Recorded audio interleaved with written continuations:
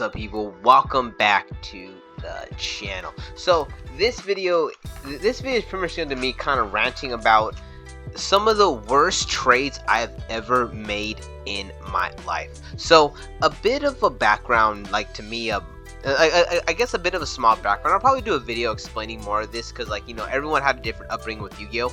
But my mom didn't want me to trade my Yu-Gi-Oh cards. She was adamantly against me trading Yu-Gi-Oh. She told me, do not trade your cards, keep all your cards. And to be honest, during the time, I thought it was BS because, like, it meant I couldn't really go to tournaments. I didn't go to locals. I didn't go to places where, as an adult now, I feel like, man, I wish I would have done this as a kid. I wish I had that experience. But at the same time, it prevented me from pretty much getting like screwed over. Kind of like, you know, like, I know everyone kind of has that story of kind of like doing a really bad trade. You know, I made a couple of, I wouldn't say bad trades, but like somewhat bad decisions, you know, like with some of the trades I made.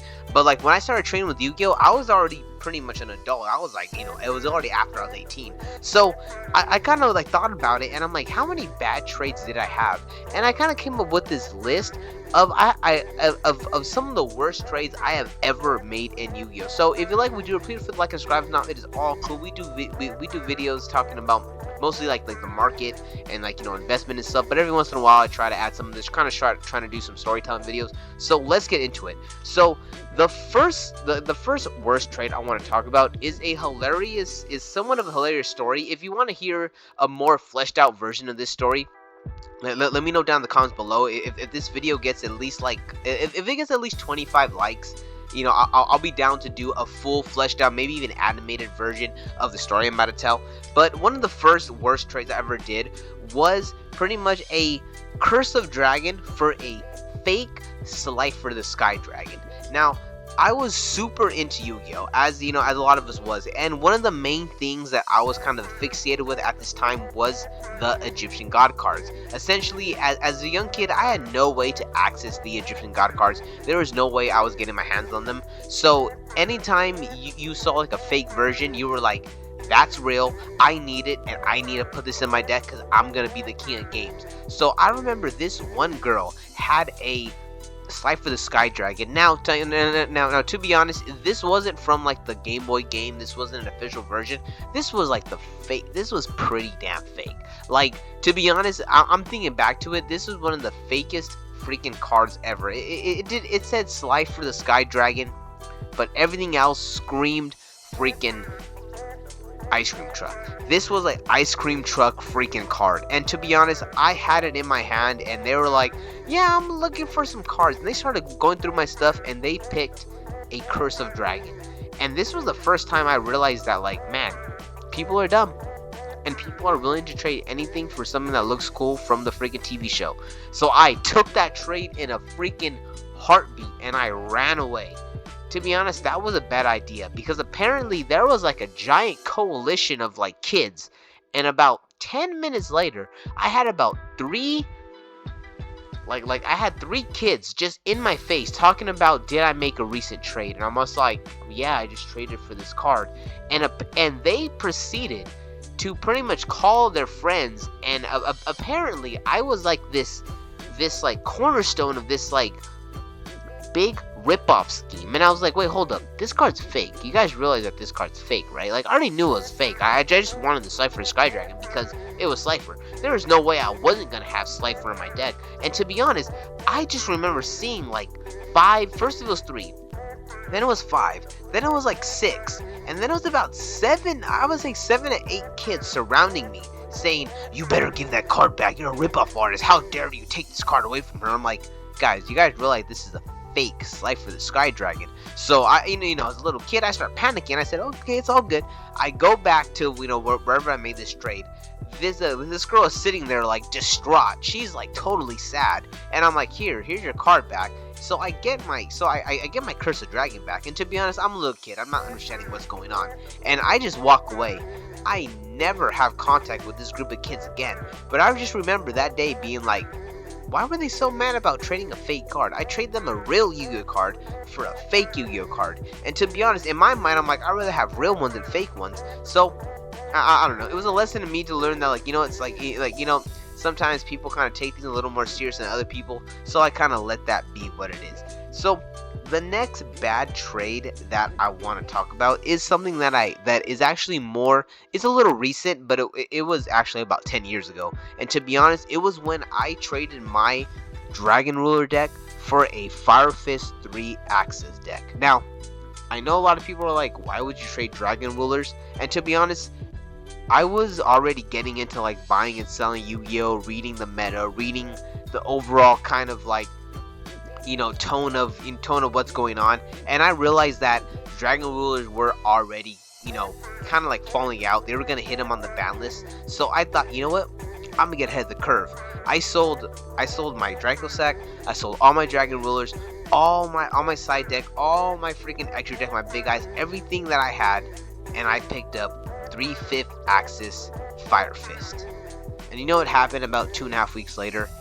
They sat there and freaking axed that entire deck. Like before, like pretty much I was waiting for them to release like the Rooster, and literally a week after I got my hands on the Rooster, they pretty much released a ban list and just freaking axed the deck. And I was like, what are you doing, Konami? Why would you do this? And to be honest, this was only before I realized that like you really need to understand what's going on in the OCG meta to see whether something is just too strong. Because like sometimes something like Sprite, where it's like, oh, it's tier 0, but it's only tier 0 because of the certain circumstance that the OCG meta kind of provides.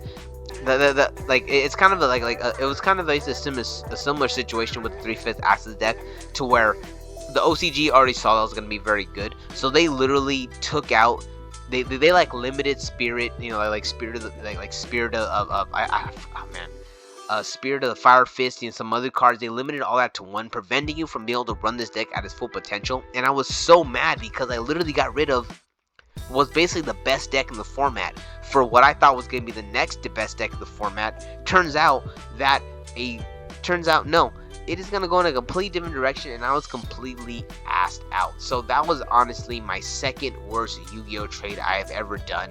And I am a little embarrassed talking about my number one, but to be honest, this happened when I was a little kid. This happened when I was like in the 3rd or 4th grade, so I'm not gonna like fault myself too bad. This was kind of at like it was like kind of at like I wouldn't say the peak of Yu-Gi-Oh, because like I said, the peak of Yu-Gi-Oh is maybe like 5th and 6th grade, but I would say this was like Yu-Gi-Oh approaching its peak, right?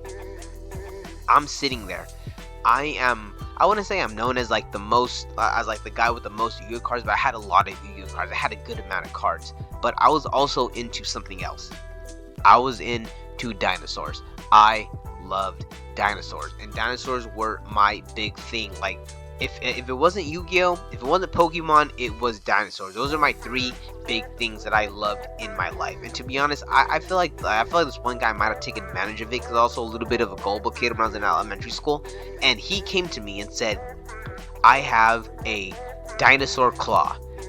I know some of you are all like, why would you believe that? Guys, I was in the freaking 3rd or 4th grade. I was a freaking idiotic little like 7, 8-year-old, 9-year-old. I was very dumb. So when this kid comes to you and says he has a dinosaur claw, you take something like that seriously. So he shows me this thing, and that's what it looks like.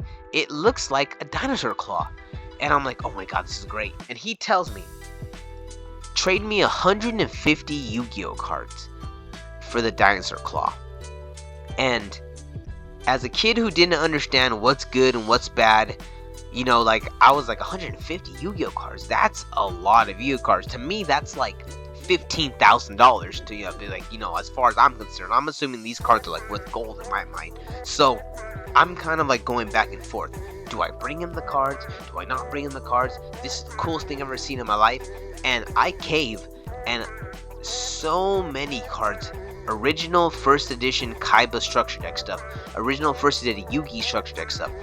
Stuff from the McDonald's freaking packs. I remember giving him a lot of McDonald's pack stuff. Just so many stuff to make 150 Yu-Gi-Oh cards. And I go to this guy, and I give him the stack, and he counts them out, and he says, wow, okay. And he proceeds to hand me my dinosaur claw. This thing was not a damn dinosaur claw. This was like a freaking tooth from a dog that like fell out. This like I felt like such a freaking moron, so gypped. Like, what am I doing? Why would I do this to myself?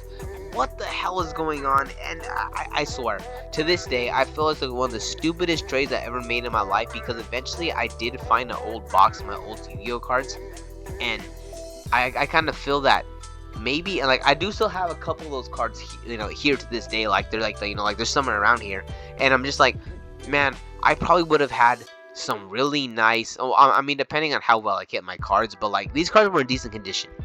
So I probably would have had a lot of original McDonald's pack stuff, really obscure stuff, but no. My dumbass traded a lot of my old obscure original first ed stuff for a freaking dinosaur fang, which wasn't even a dinosaur claw, which wasn't even dinosaur claw. It was probably a fang from a freaking random ass animal.